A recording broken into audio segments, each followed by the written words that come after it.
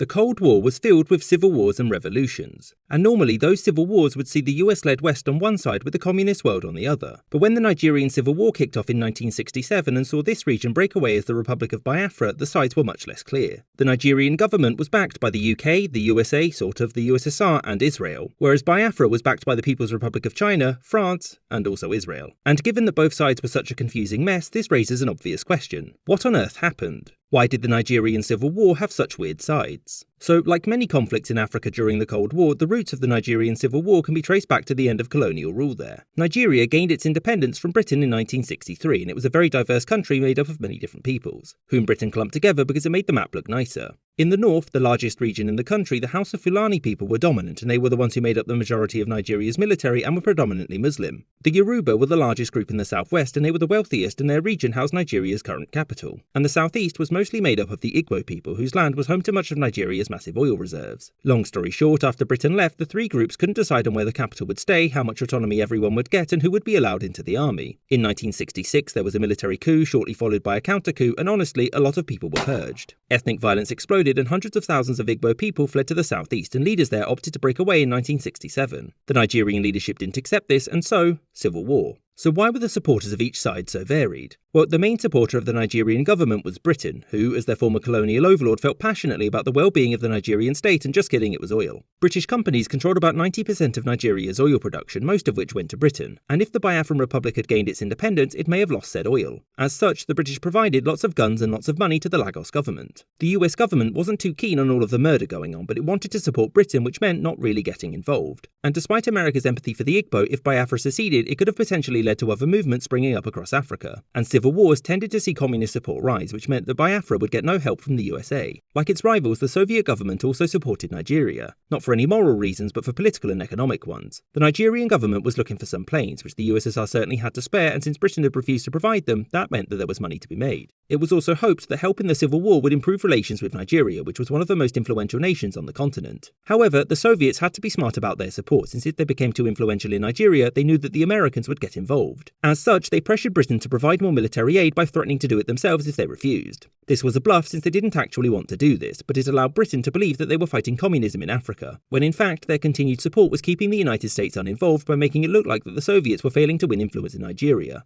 As for Biafra, they had three main material supporters: France, China, and Israel. France supported the Igbo, mostly because of their deep concern for their well-being, and oh wait, no, it was also oil. France, much like Britain, had oil companies in the region, and if Biafra managed to break away, France could have got some of it. Nigerian victory also worried the French government, who saw Nigeria as being too large and populous. There were concerns that a successful Nigeria could influence France's former colonies around it and diminish its clout in the region. As for China, they had just had a very public falling out with the Soviet Union, and since the USSR was backing Nigeria, China had to do the opposite and so funneled arms to Biafra. It also helped China in trying to establish itself as an independent communist leader with its own reach and influence across the world. The last country which was deeply involved was Israel. Israel was in a tough spot, since politically siding with the Nigerian government would have helped to improve relations with the rest of the continent. Since up until this point, the vast majority of independent African states opposed Israel due to the Palestine conflict. Domestically though, the Israeli people supported the Igbo, and so Israel's government opted to help both. In the end, the support for Biafra did little, and in 1970 it was recaptured and formally reintegrated into Nigeria. And after this, the Nigerian Civil War would not only be remembered for its brutality, but also the peculiar sides that the rest of the world took in the conflict.